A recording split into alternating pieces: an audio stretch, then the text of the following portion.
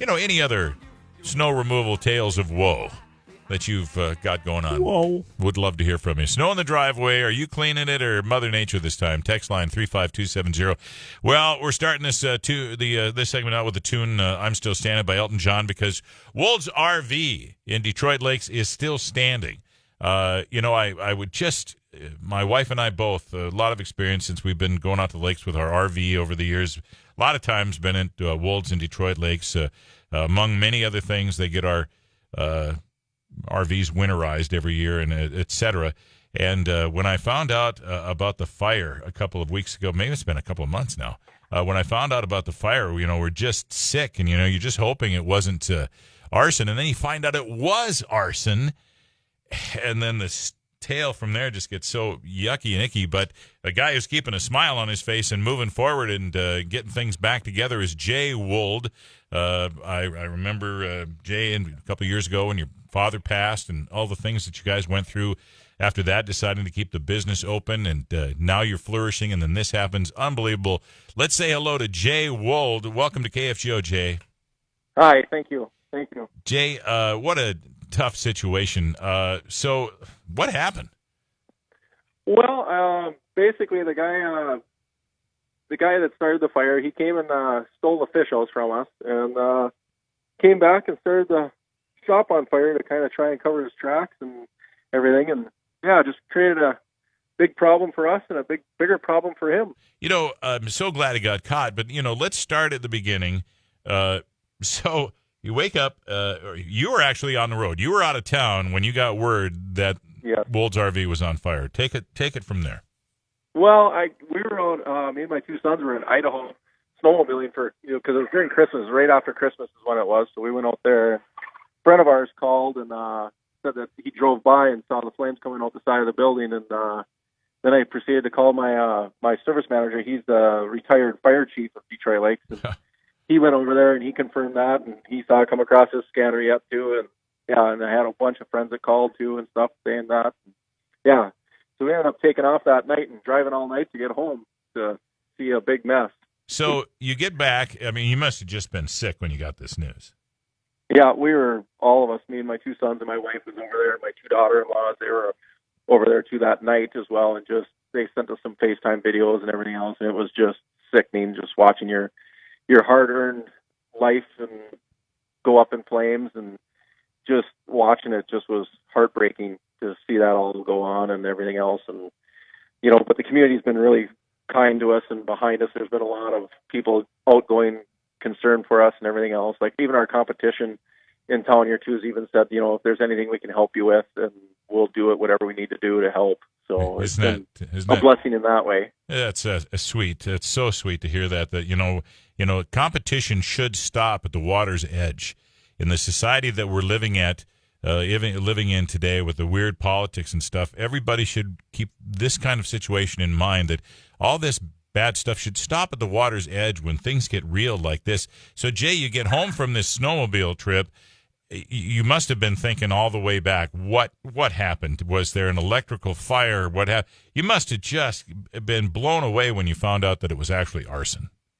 Yeah, me and my wife were the same thing. We were like trying to figure out what was going on, what happened, this and that. And then we get there, and the fire marshal there, that was, because it took us like 12 hours, 14 hours to get home.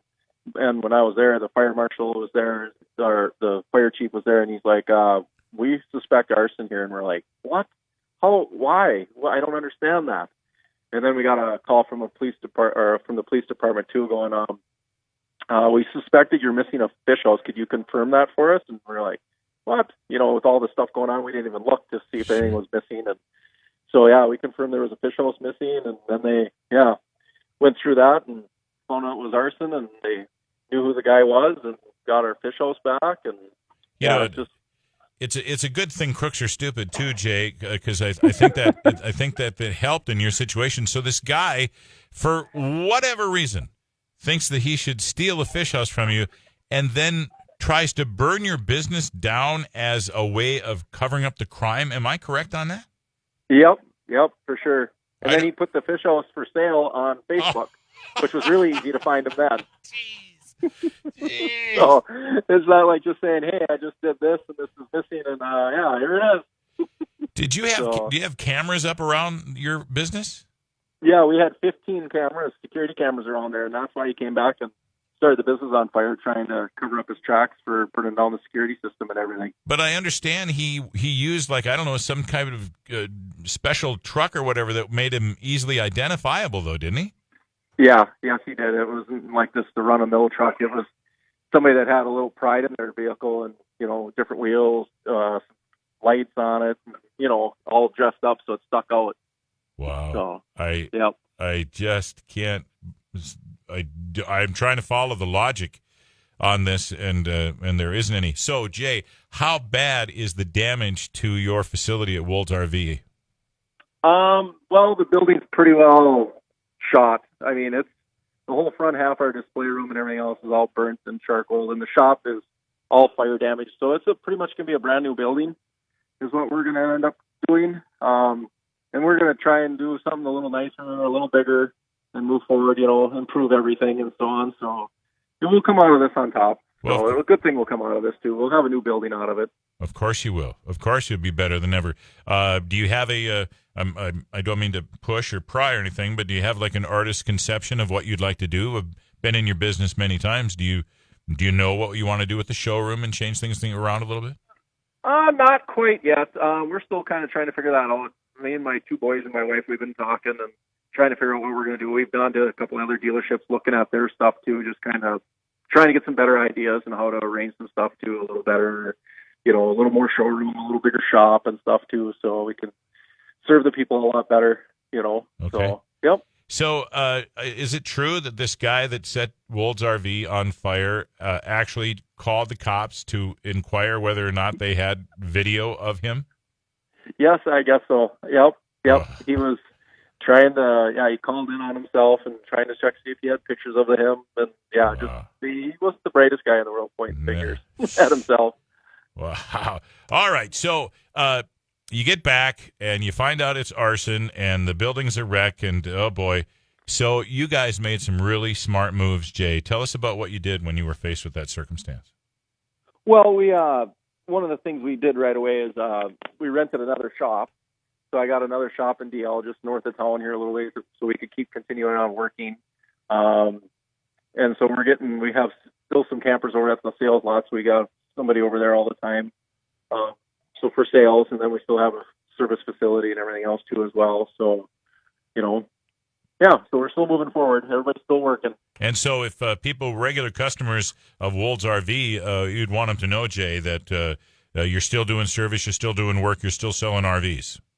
Yep, we sure are. I would just give us a call so we can kind of make an appointment because we're kind of going between two places and everything else, trying to make it work and everything else. So, if we could just, give us a call and give us a heads up and we'll make sure we meet you somewhere, whatever works for you. Now, Jay, as Wold's RV has always been a part of the Red River Valley Sportsman Show, I assume you're going to be there this weekend at the Fargo Dome?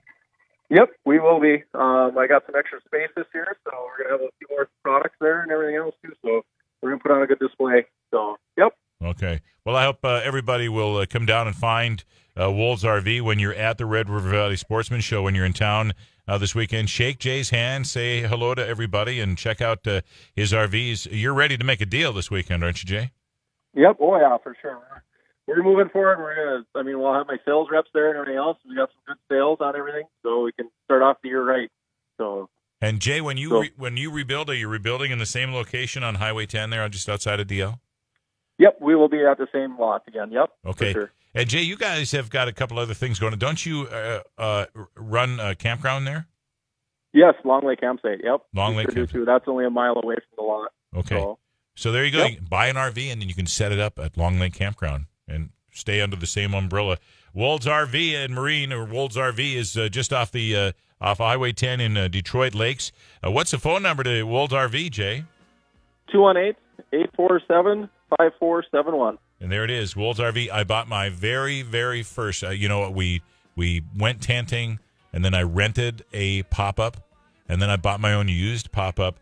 And the day came when I got my own travel trailer. It's a 12-footer. It was called a Scotty, and I got it at Wold's RV. It was the first time I had an indoor bathroom while I was out camping. And we became I remember that one. we became glampers instead of campers, and I have never looked back. Jay, I'm so sorry this has befallen you. You're such a good guy, and your family's so wonderful. I consider you a friend, and I hope you keep moving forward, and we'll see you at the Red River Valley Sportsman Show at the Fargo Dome this weekend too, okay? Yes, I appreciate it. Thank you. Thanks, Jay. You have a wonderful day. Yep, you too. Okay. Thanks. Jay Wold, Wold's RV. What a bad situation, but they're still standing, and the sun is coming up, and they're looking good. I wish them all the best. 420 at the Mighty 790. You're listening to The Drive with Dan Michaels on the Mighty 790 and 104.7 KFGO. Here's a radio